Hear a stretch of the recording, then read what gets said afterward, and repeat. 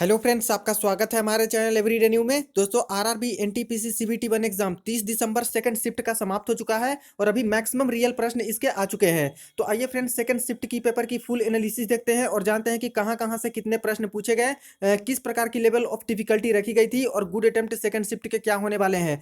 तो चलिए video start करते हैं। इससे पहले आप लोग चैनल को जल्द से जल्द सब्सक्राइब करके बेल बटन जरूर दबा दीजिएगा। फ्रेंड्स, सबसे पहले पेपर की डिफिकल्टी लेवल की बात करें तो देखिए, सेकंड शिफ्ट का जो पेपर आया फ्रेंड्स, वो इजी टू मॉडरेट रहा है। फर्स्ट शिफ्ट में थोड़ा सा मॉडरेट आ गया था, हार्ड पेपर आ गया था, लेकिन यहाँ पे दोस्तों इजी टू मॉडरेट रहे हैं। जितने लोगों से मैंने बातचीत की है या फिर जितनों ने क्वेश्चन शेयर किए हैं, मैक्सिमम कैंडिडेट के जो अटेम्प्ट हैं वही है 80 प्लस ही अटेम्प्ट है। किसी कैंडिडेट का 86 है, 85 है, 82 है, किसी कैंडिडेट ने 70 भी किए हैं, 72 भी किए हैं, 75 भी किए हैं। फ्रेंड्स, कई छात्र तो ऐसे भी हैं 90 प्लस भी किए हैं, लेकिन ये जरूरी नहीं है। जरूरी होता है फ्रेंड्स एक्यूरेसी। जो 90 करके आए हैं उनका अगर 20 गलत हो जाता है तो बहुत सारा दोस्तों यहाँ पे निगेटिव चला जाएगा, क्योंकि 1/3 निगेटिव है। और एक कैंडिडेट यहाँ पे 70 ही अटेम्प्ट करके आते हैं लेकिन हाई एक्यूरेसी मेंटेन करते हैं, एक दो ही गलत होता है, तब इनका यहाँ पे सही हो जाएगा। तो ये मैटर करता है फ्रेंड्स कि आप लोग बिल्कुल एक्यूरेट वहां पे बना के आइए। कम ही बनता है फिर भी आपका सही है। चलिए फ्रेंड्स, अब जो क्वेश्चन यहाँ पे आए हैं वो सारे तो ये रहे फ्रेंड्स आज के शिफ्ट के आए हुए क्वेश्चंस। देखिए फ्रेंड्स, एक क्वेश्चन पूछा गया था हिस्ट्री का। मैसूर युद्ध अंग्रेजों के साथ कितना बार हुआ, यानी दोस्तों जो आंग्ल मैसूर युद्ध हुआ है वो कितने बार लड़ा गया है। तो 4 टाइम्स यानी 4 बार लड़ा गया है। और जो आखिरी मैसूर युद्ध था, आंग्ल मैसूर युद्ध, उसमें टीपू सुल्तान मारा गया था। तो ये सवाल आपका हिस्ट्री का था। इसके बाद नेक्स्ट एक प्रश्न देखिए, कीटों का अध्ययन को क्या कहते हैं, यानी स्टडी ऑफ इंसेक्ट्स क्या बोलते हैं। तो एंटीमोलॉजी इसका करेक्ट आंसर हो जाएगा। ऑप्शन में इटीमोलॉजी करके भी दिया हुआ था, तो यहाँ से कंफ्यूजन क्रिएट होता है। तो जो यहाँ पे एंटीमोलॉजी लगा के आए हैं उनका बिल्कुल यहाँ पे सही हो जाएगा। देखिए, जो यहाँ पे सेकंड शिफ्ट का जनरल अवेयरनेस का प्रश्न का लेवल है वो बिल्कुल अच्छा खासा था। इजी भी प्रश्न आए थे और थोड़े मॉडरेट भी आए थे। लेकिन आज फर्स्ट शिफ्ट में जो जीए पूछा था, मैक्सिमम क्वेश्चन यहाँ पे जो आपके प्राचीन इतिहास है वहां से पूछ दिए गए थे। और डिफिकल्टी लेवल दोस्तों बहुत ज्यादा बढ़ा दिया था फर्स्ट शिफ्ट का, लेकिन सेकंड शिफ्ट में अच्छा खासा पूछा गया है। कैंडिडेट ने अच्छा खासा अटेम्प्ट भी किया है, तो एंटीमोलॉजी इसका करेक्ट आंसर हो जाएगा। नेक्स्ट सवाल देखिए, 2019 का वर्ल्ड इन्वायरमेंट डे का थीम पूछा है। फ्रेंड्स, जो कैंडिडेट एनालिसिस देखते हैं, कल भी मैंने आपको बताया था 2018 का वर्ल्ड इन्वायरमेंट डे का थीम पूछा था कल, और आज देखिए 2019 का पूछ दिया गया है। तो एनालिसिस आपको देखना है और उस पर दोस्तों अमल भी करना है, उसका फायदा भी आपको लेना है। तो जो कैंडिडेट पढ़ के गए होंगे वो आसानी से इसका आंसर कर दिए होंगे। 2019 का हो जाएगा एयर पॉल्यूशन। इसके बाद नेक्स्ट देखिए, एक सवाल आया था, कांग्रेस का पहला अधिवेशन कब हुआ और कहां पे हुआ। तो पहला अधिवेशन कब हुआ था, 1885 में हुआ था। एओ ह्यूम की अध्यक्षता में यहाँ पे बनाई गई थी इंडियन नेशनल कांग्रेस। ये भी सवाल आ चुका है आपके कल ही के शिफ्ट में। और बंबई में यहाँ पे पहला अधिवेशन हुआ था। तो अधिवेशन से भी आप लोग पढ़ के जाइएगा, आगे आने वाले शिफ्ट में और भी पूछा जा सकता है इंडियन नेशनल कांग्रेस के अधिवेशन से। देखिए फ्रेंड्स, एक प्रश्न आया था, डॉक्ट्राइन ऑफ लैप्स किसके द्वारा शुरू की गई थी। तो लॉर्ड डलहौजी ने शुरू किया था दोस्तों। व्यापकता का सिद्धांत एक होता है, वो लॉर्ड डलहौजी ने शुरू की थी। तो ये भी आपका एक सवाल आया था।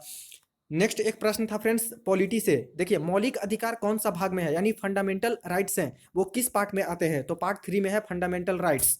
नेक्स्ट एक सवाल आया था, 2019 में कौन सा दो देश है, कौन सा दो कंट्री है जो कि मलेरिया मुक्त हो गया है। तो ये भी सवाल आपका आ गया है फ्रेंड्स, और इसका करेक्ट आंसर हो जाएगा अल्जीरिया और लेसेथो। जो दो अफ्रीकी कंट्री है वो मलेरिया मुक्त हो चुका है 2019 में। बाकी वहां पे ऑप्शन में दिए गए थे, ऑप्शन तो कैंडिडेट द्वारा शेयर नहीं किए गए हैं, ऑप्शन के अकॉर्डिंग आपको करेक्ट करने थे। वैसे दोस्तों मैंने जहां तक सर्च किया है अल्जीरिया और लेसेथो ही आंसर आ रहे हैं। बाकी आप लोग कमेंट में जरूर बता दीजिएगा।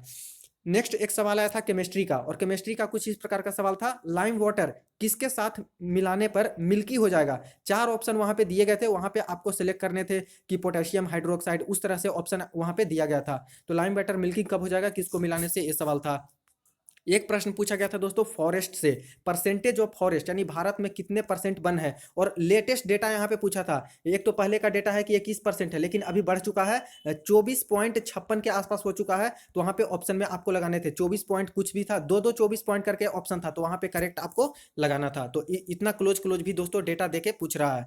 इसके बाद नेक्स्ट एक सवाल पूछा था फ्रेंड्स डॉरी एक्ट से। देखिए, डॉरी एक्ट इंडिया में कब लागू हुआ था। तो 1961 में यहाँ पे डॉरी एक्ट लागू हुआ था। एक पूछा था फ्रेंड्स यहाँ पे लिटरेसी रेट को लेके कि लिटरेसी रेट जो साक्षरता दर है सबसे ज्यादा किस स्टेट में है। तो केरला स्टेट में है, और खास करके केरला स्टेट से बहुत ज्यादा प्रश्न आ रहे हैं। फर्स्ट शिफ्ट में आज 2 से 3 क्वेश्चन केरला स्टेट के आए हैं, और यहाँ भी 2 क्वेश्चन दोस्तों केरला स्टेट के आ गए हैं। तो साक्षरता दर यहाँ पे हो जाएगा। बाकी आप लोग पढ़ लीजिएगा कम कहाँ है, इसके बाद सारा कुछ है सब देख के जाइएगा। 12 नंबर क्वेश्चन है, who is founder of Facebook, यानी फेसबुक के जो जनक है वो कौन है। तो मार्क जुगरबर्ग हो जाएगा इसका करेक्ट आंसर। नेक्स्ट देखिए 30 नंबर क्वेश्चन, 2016 में कितने सिटी को स्मार्ट सिटी बनाने की घोषणा की गई थी?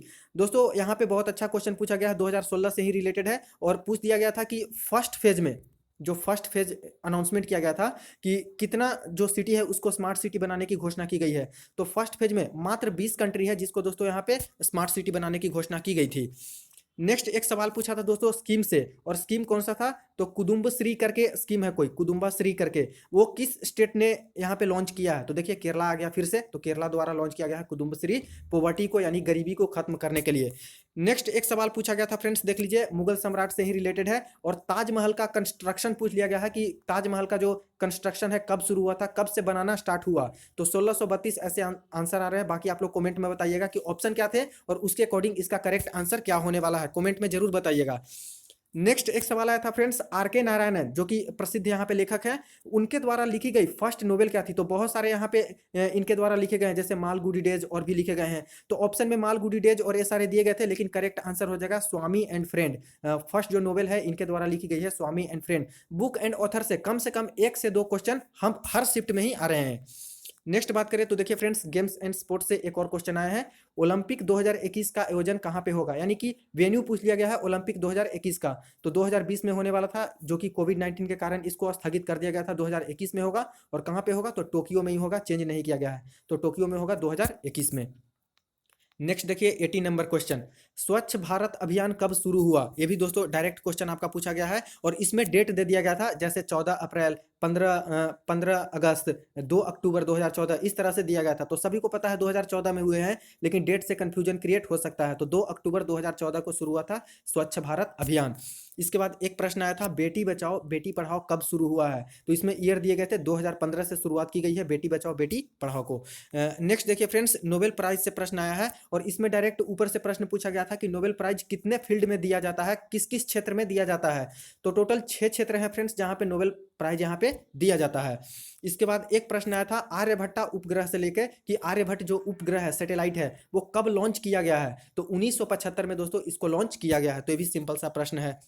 एक सवाल देखिए फ्रेंड्स, यूएनओ से आया था, और यहाँ पे इस तरह से घुमा के प्रश्न पूछा था कि वीटो पावर कितने देशों के पास है? तो जो दोस्तों परमानेंट मेंबर हैं यूएनओ के, उन्हीं के पास वीटो पावर है, और परमानेंट मेंबर आपको पता है कि टोटल 5 ही परमानेंट मेंबर हैं, तो 5 इसका करेक्ट आंसर हो जाएगा। इसके बाद नेक्स्ट देखिए 23 नंबर क्वेश्चन, भारत की कुल समुद्री सीमा अंडमान निकोबार और लक्षद्वीप को मिला के कितनी है? तो वैसे अगर पूछी जाती कि समुद्री सीमा कितनी है, तो 6100 कुछ हो जाता है किलोमीटर करके, लेकिन दोस्तों अगर अंडमान निकोबार और लक्षद्वीप को भी मिला दिया जाए तो टोटल जो कोस्टल एरिया होती है वो 7516 किलोमीटर के आसपास हो जाती है। इसके बाद नेक्स्ट देखिए फ्रेंड्स, एक सवाल पूछा गया था सार्क से, फर्स्ट शिफ्ट में भी आज सार्क का सवाल आया है कि कौन इसमें से नहीं है सार्क के मेंबर, और अभी देखिए फ्रेंड्स आ चुका है कि सार्क के मेंबर कितने हैं? तो टोटल 8 मेंबर हैं सार्क में, सार्क कंट्रीज में टोटल 8 मेंबर हैं। नेक्स्ट एक सवाल आया था फ्रेंड्स, राज्यसभा में कुल सीटों की संख्या। देखिए फ्रेंड्स 2 दिन पहले ही आपका पूछा गया था कि लोकसभा में कितनी सीटों की संख्या है, तो अभी देखिए यहाँ पे राज्यसभा में पूछ दिया गया है। तो एनालिसिस देखने का यही फायदा होता है कि अगर क्वेश्चन रिपीट ना भी करें, तभी दोस्तों उसके रिलेटेड ही क्वेश्चन यहाँ पे पूछ लिए जाते हैं आगे आने वाले शिफ्ट में। तो बिल्कुल जरूरी है, आप लोग इसको देखिएगा भी और इसका फायदा भी लीजिएगा। देखिए total number of seats Rajya Sabha की बात करें तो 250 है। इसके बाद नेक्स्ट बात करें फ्रेंड्स, तो भारत रत्न कब शुरू हुआ? ये पूछा गया है कि जो भारत रत्न दिए जाते हैं वो कब से शुरुआत की गई थी? तो 1954 से शुरुआत की गई थी, 1954 से, और फर्स्ट बार डॉक्टर राधा सर्वपल्ली कृष्णन को दिया गया था।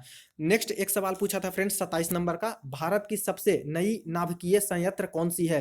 यानी कि which is newly constructed nuclear power plant, कौन सी है जो कि नई न्यूक्लियर पावर प्लांट बनाई गई है? ऑप्शन में कुछ इस प्रकार से भेजे गए हैं, कुडाकुलम करके है, कैगा है, तारापुर है, इस तरह से दिया गया है। तो फर्स्ट तो आपका तारापुर है, तो ये तो होगा नहीं, बाकी ये दोनों में से लग सकता है, और एक ऑप्शन नहीं भेजे गए हैं। तो आप लोग कमेंट में इसका आंसर जरूर बता दीजिएगा फ्रेंड्स, करेक्ट आंसर, कि सबसे जो नई अभी वाली नाभिकीय संयंत्र है, न्यूक्लियर पावर प्लांट है, उसका नाम क्या है?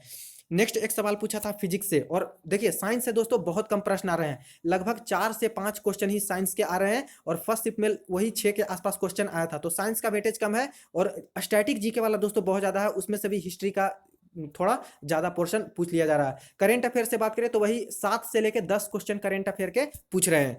देखिए एसआई यूनिट ऑफ फोर्स सबको पता होगा न्यूटन हो जाएगा इसका करेक्ट आंसर। एक क्वेश्चन आया था 28 अक्टूबर 1997 को सैटरडे है, तो 28 अक्टूबर 2008 को कौन सा दिन होगा? देखिए फ्रेंड्स, अभी कैलेंडर के भी प्रश्न आने शुरू हो चुके हैं। रीजनिंग में जो कैलेंडर आप लोग पढ़ते हो वहां से भी प्रश्न आया है। एक प्रश्न आ चुका है कि 28 अक्टूबर 1997 को अगर शनिवार है तो 28 अक्टूबर 2008 को कौन सा दिन होगा? इसको सोल्व करके आप लोग करेक्ट आंसर कमेंट सेक्शन में बताइए। नेक्स्ट बात करें फ्रेंड्स, तो एक सवाल पूछा था यहाँ पे बायोलॉजी से, और एक साइंटिफिक नेम पूछ लिया गया है, यानी रासायनिक नाम पूछा गया है बनियान ट्री का, यानी बरगद के पेड़ का रासायनिक नाम। तो फिकस बेंगालेसिस इसका करेक्ट आंसर हो जाएगा। देखिए एक कंप्यूटर का सवाल आया है 31 नंबर क्वेश्चन, OLED का फुल फॉर्म क्या होगा? तो ऑर्गेनिक लाइट इमिटिंग डायोड हो जाएगा। और हर शिफ्ट में एक आपका फुल फॉर्म कंप्यूटर से पूछ ही रहा है। तो ये सारे क्वेश्चन थे फ्रेंड्स। अब वेटेज हम लोग देख लेते हैं कि कहां से कितने कितने प्रश्न पूछे गए हैं। मैथमेटिक्स की बात करें फ्रेंड्स, तो जो 30 क्वेश्चन पूछे गए हैं वो इजी टू मॉडरेट ही माने जाएंगे। हर शिफ्ट में दोस्तों 4 से 5 क्वेश्चन ऐसे हैं जो कि डिफिकल्ट हैं या फिर लेंदी है, उसको छोड़ के आ सकते हो आप लोग, या फिर दोस्तों बनाने में ज्यादा कुछ समय उसमें लग जाएगा। बाकी 25 क्वेश्चन तो आसानी से कर सकते हैं जिनका मैथमेटिक्स बिल्कुल अच्छा है। जिनका मॉडरेट भी है तो वो भी कैंडिडेट 20 से लेकर 22 तक मैथमेटिक्स सोल्व कर सकते हैं। तो देखिए टाइम एंड वर्क से एक क्वेश्चन पूछा गया, बोर्डमास से यहाँ पे आज 2 क्वेश्चन आया है। फर्स्ट शिफ्ट में 5 क्वेश्चन आया था। ट्रिगो से 2 क्वेश्चन आया, बिल्कुल इजी सा प्रश्न था। ज्योमेट्री से 2 क्वेश्चन आया है। मेंसुरेशन से 3 क्वेश्चन आया, और उसमें से कुछ फीट में करके दिया गया था कि इतना फीट चलता है तो कितना उसका एरिया हो जाएगा सर्किल का, इस प्रकार के। तो एरिया ऑफ सर्किल से पूछ लिया गया। प्रॉफिट लॉस से 2 क्वेश्चन पूछा गया। SICI वाले 3 क्वेश्चन आज पूछे गए। LCM HCF से फिर 2 सिंपल सा प्रश्न पूछा गया। देखिए मिश्रण मिक्सचर से दोस्तों एक क्वेश्चन पूछा गया, और हाइट एंड डिस्टेंस से भी एक क्वेश्चन पूछा गया। सेकंड शिफ्ट में एक भी प्रोबेबिलिटी का क्वेश्चन नहीं आया फ्रेंड्स, और मीन मीडियन मोड यानी स्टैटिस्टिक्स वाले भी एक भी प्रश्न नहीं आया। फर्स्ट शिफ्ट में दोनों से एक एक प्रश्न आया था। देखिए रीजनिंग की बात कर लें तो रीजनिंग में भी एज इट इज दोस्तों 30 क्वेश्चन पूछे जा रहे हैं, और इसमें से कैंडिडेट 22 से लेकर 24 तक रीजनिंग कर सकते हैं। जिनका बहुत अच्छा है 24-25 भी कर सकते हैं, नहीं तो 22 तक आसानी से कर सकते हो। देखिए वेन डायग्राम से दोस्तों एक क्वेश्चन पूछा गया, इस प्रकार का था। क्रिकेट था, स्पोर्ट्स था और कॉकरोच था, इस प्रकार का वेन डायग्राम था। सीरीज से बात करें 3 क्वेश्चन पूछा गया है। मिसिंग नंबर से भी 2 क्वेश्चन था। कोडिंग डिकोडिंग से 2 क्वेश्चन पूछे गए हैं। ब्लड रिलेशन से मात्र एक क्वेश्चन यहाँ पे आया है। सिलोलिज्म से भी 2 क्वेश्चन आया, कथन निष्कर्ष वाले। डाइस की बात करें तो एक क्वेश्चन डाइस से भी पूछा गया है। सीटिंग अरेंजमेंट से एक क्वेश्चन पूछा गया, वो भी सर्कुलर वाला था और 6 मैन वाला था, 6 आदमी वाला। इसके बाद कैलेंडर से बात करें दोस्तों, तो कैलेंडर का आपको क्वेश्चन डिस्कस कर दिया हूँ। एक ही क्वेश्चन यहाँ पे कैलेंडर से पूछा गया। Water image, mirror image, figure counting, ये सब कुछ से भी एक भी प्रश्न नहीं आया। तो फ्रेंड्स अगर बात कर ले हम लोग गुड अटेम्प्ट की इस शिफ्ट की, तो देखिए जितने लोगों से मैंने बातचीत की है उनके कहने हैं कि कोई कैंडिडेट यहाँ पे 78, कोई कैंडिडेट 82, कोई कैंडिडेट 86, इस प्रकार से यहाँ पे अटेम्प्ट किए हैं। बट एक्यूरेसी मैटर करता है, ज्यादा निगेटिव नहीं करोगे तब दोस्तों अच्छा खासा है। अगर बात करें इसके गुड अटेम्प्ट की, तो जो कैंडिडेट इस शिफ्ट में भी 70 से लेकर 75 तक सोल्व करके आए हैं, और खास करके ध्यान रखिएगा हाई एक्यूरेसी मेंटेन किए हैं, उनका बहुत अच्छा यहाँ पे माना जाएगा, गुड अटेम्प्ट माना जाएगा। बाकी दोस्तों कुछ कुछ कैंडिडेट तो 90 भी अटेम्प्ट करके आते हैं, कोई कोई 100 भी अटेम्प्ट करके आते हैं, लेकिन गलती कितनी होती है वो मैटर होता है। तो फ्रेंड्स वीडियो को ज्यादा से ज्यादा शेयर कर दीजिएगा। कोई क्वेरी हो कमेंट सेक्शन में पूछ सकते हो, और बेल बटन जरूर दबा दीजिएगा पल पल की अपडेट के लिए।